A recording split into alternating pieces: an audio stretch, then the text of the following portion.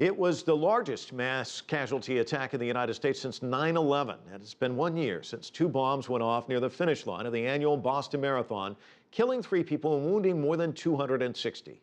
On the anniversary, the city of Boston came together with survivors and families of victims to remember those lost. Let's go live to near the finish line. That's where we find CCTV's Liling. And I guess it goes without saying it was a somber remembrance, but there was also a sense of optimism and even defiance too, right? Yes, Mike, a somber remembrance certainly this Tuesday, a year to the day since those bombs exploded just a block away from me. And at this point, you are correct too, there is a lot more optimism and certainly the focus is on forging forward.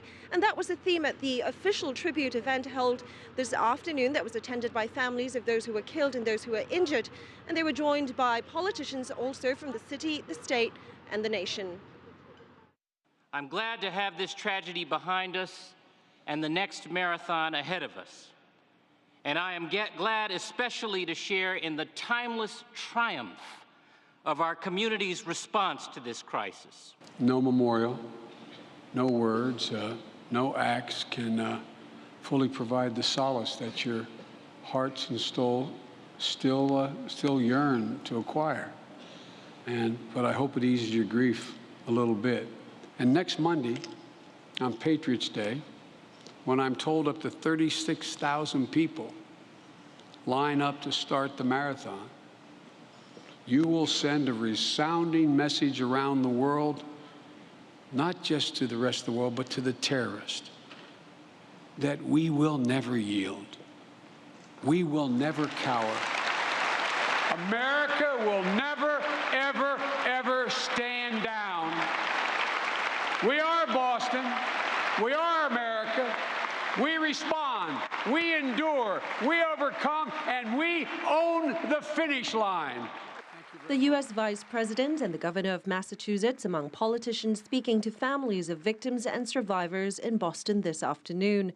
The day of the tribute also included an early morning wreath-laying ceremony on Boylston Street at the sites of the 2 bombings. Among those attending, families of the 3 killed, 8-year-old Martin Richard, Boston University student and Chinese national Liling, and restaurant manager Crystal Campbell. John Odom is a survivor. He was watching for his daughter to finish the race when the bomb went off, propelling shrapnel through both his legs. He was hospitalized longer than any other survivor. His care included 11 surgeries at the Boston Medical Center and weeks with a physical therapist at the Spaulding Rehabilitation Hospital. They asked me when I first got there at Spaulding, they said, "John, what is your goal?" And I said, "My goal is to hit the golf ball a lot further and a lot straighter." Jessica said to me, she goes, "Well, John, why don't we start by learning to walk?" Slowly but surely, John did learn to walk and is now back in Boston for the marathon and to say thank you to the doctors and nurses at this Boston Medical Center tribute, for hospital staff who fought hard to save so many lives a year ago. God bless America. And these events are among a series of memorial events scheduled to take place throughout the week and culminating in the running of the Boston Marathon next Monday. And here in Boston, one phrase continues to dominate: Boston strong, the rallying cry from a city and its people who vow that they are today indeed stronger than ever. Mike? Well, and strong words from the Vice President of the United States as he was talking about the Boston Marathon, saying somewhere in the neighborhood of like about 36,000 participants. That's pretty amazing. What are they expecting to see when they get out there? Because I imagine security is going to be very tight, isn't it? Yes, security will be intense because not just because of what happened last year, but also because of the sheer number of people who will be attending the marathon. We're talking about the biggest number of participants and spectators ever.